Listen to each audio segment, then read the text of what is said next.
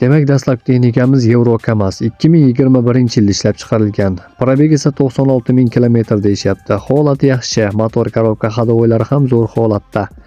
Ishga tayyor, hujjatlari joyida. Narxi $33,000 aytilishi, albatta kamaytirib beriladi deb ma'lumot qoldirishgan. Manzil esa Toshkent viloyati.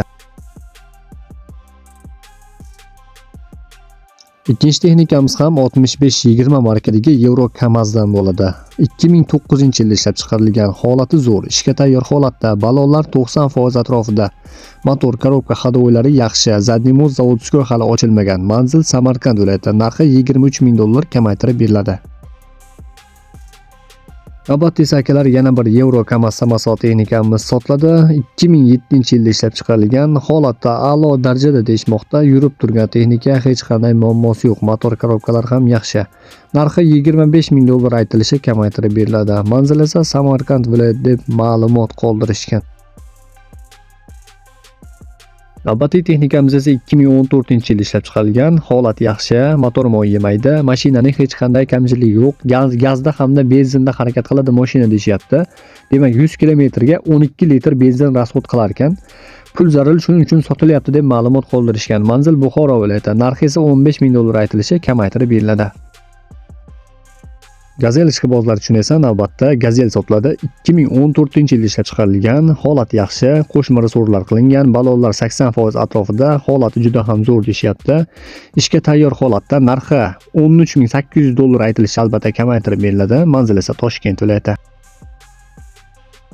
Navbatda yana bir Gazel avtomashinamiz sotiladi. 2012-yilda ishlab chiqarilgan, 6 ta baloni yangi, gazda harakat qiladi. Motor korobka, rama, kuzovlar hamma joyi zo'r holatda deyishmoqda.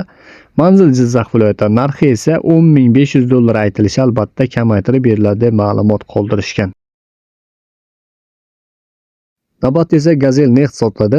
2015-yilda ishlab chiqarilgan, holati yaxshi, uzunligi 520, bo'yi esa 130, eni esa 2,5 metr deyishyapti. Motor korobkalari ham yaxshi. Mashinaning hech qanday kamchiligi yo'q, olasiz faqat minasiz deb ma'lumot qoldirishgan. Narxi $20,000 aytilishi, kamaytirib beriladi. Manzil esa Toshkent viloyati.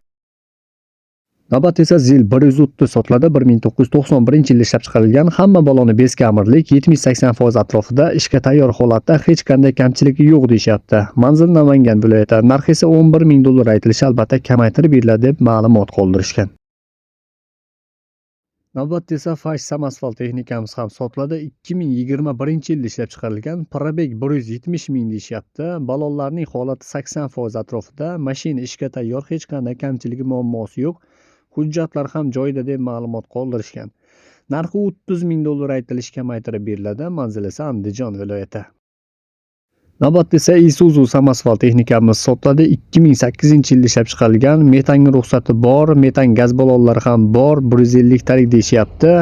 Hujjatlari joyida, mashinaning hamma joyi radnoy holatda turibdi, hech qanday kamchiligi yo'q. Narxi $32,000 aytilishi, kamaytirib beriladi. Manzil esa Samarqand viloyati. Navbatda yana bir Isuzu samosval texnikamiz sotiladi. 2012-yilda ishlab chiqarilgan, holati yaxshi, rasxoti yo'q, motor korobkalari ham yaxshi. Olasiz faqat minasiz, hujjatlar ham joyida deyishyapti. Narxi $25,000 aytilishi, kamaytirib beriladi. Manzil esa Andijon viloyati. Navbatda yana bir Isuzu samosval texnikamiz sotiladi. 2011-yilda ishlab chiqarilgan, avtobusdan tayyorlangan deyishyapti. Motor korobka ham, most ham avtobusniki. Most uslinli qilingan, motor ochilmagan, moy yemaydi, ishga tayyor holatda.